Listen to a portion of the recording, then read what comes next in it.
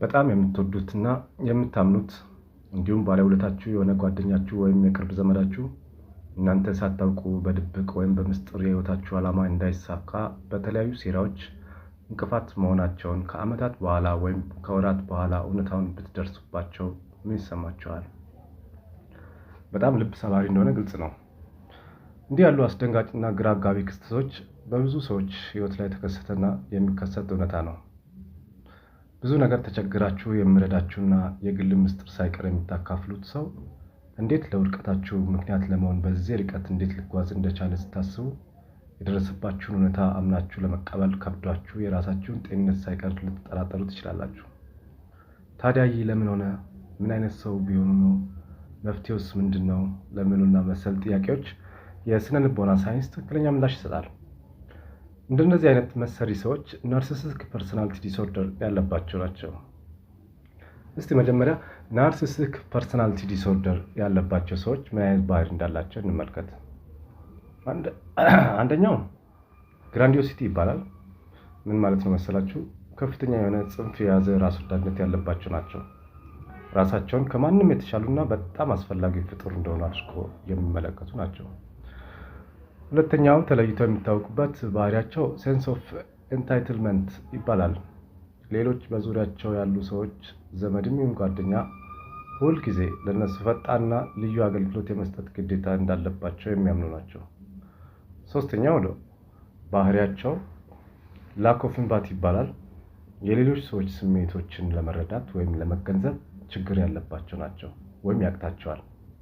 በሌላ አነጋገር የሌላውን ፍላጎት ለመረዳት እና ለማሟላት ምንም አይነት ፍላጎት የላቸውም።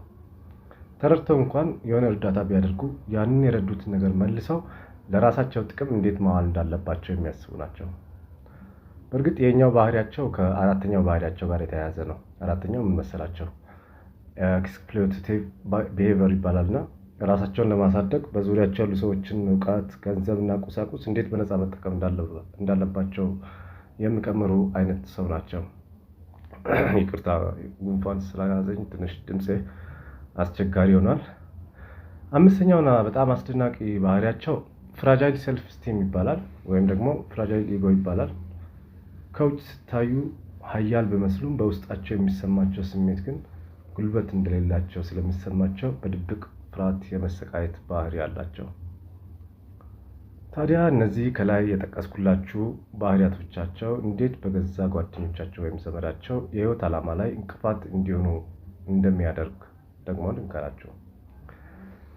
የናርሲሲስቲክ ዲስኦርደር ያለባቸው ሰዎች እጅግ በጣም ስለሚቀኑ በዙሪያቸው ያለ ሰው ስኬት በውስጣቸው ያልተረጋጋ ስሜት በመፍጠር ከፍተኛ የሆነ መረበሽ ውስጥ እንዲገቡ ስለሚያደርጋቸው በተቻላቸው መጠን በጓደኛቸው ስኬት ላይ የረቀቀ ድብቅ ጉዳት ያደርሳሉ።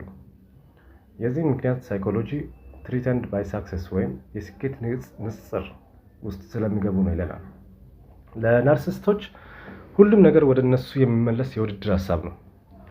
የጓደኛቸው ስኬት በራሳቸው ላይ ያለውን የእብሪት ምስል ስለሚነካ የእነሱን ብሩህነት እኔን ይጎዳል ወይም ለእኔ የሚሰጠውን ትኩረት ይሻማል ብለው ስለሚያስቡ የሌሎችን ስኬት ለራሳቸው እንዲያድጋ ይቆጥሩታል ወይም ያዩታል ነገሩ።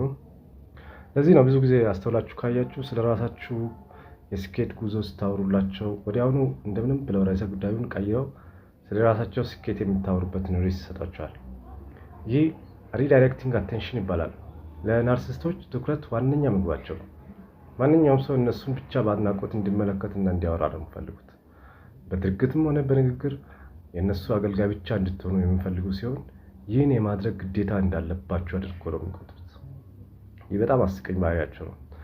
ስለዚህ የራሳቸውን ስኬት አግንናችሁ እንድታወሩ እንጂ ስለራሳችሁ መስማት ስለማይፈልጉ እንድታወሩ እድሉን አይሰጧችሁም። ይህ በሌላ አገላለጽ ፊሊንግ ዲሚኒሽድ ይባላል። የእናንተን ስኬት መስማት እነሱ እንድትዋረዱ እንዲሰማቸው ያደርጋቸዋል። ለዚህ ነው መስማት የማይፈልጉት። ነገር ግን ይህን ሁሉ የሚያደርጉት በቀላሉ በሚያስነቃ እንኳን ሳይሆን በጣም ተጠንቅቀውና በረቀቀ መንገድ ነው። ታዲያ አሁን የምንሰው ትልቁ ጥያቄ ይህን አስፈሪ ባህሪያቸው እንዴት ማስክ አድርገው ወይም ደብቀው ለዓመታት እናንተ ሳታውቋችሁ አደገኛ ወጥመድ የሚዘረጉት እንዴት ነው የሚለውን ጥያቄ ደግሞ በቀጣዩ ጊዜ በክፍል 2 ይዤላችሁ ቀርባለሁ። ቻናሌን ላይክ እና ሰብስክራይብ በማድረግ ቤተሰቡን አመሰግናለሁ። ሰናይ ቀን። ዮናዳብ ነኝ።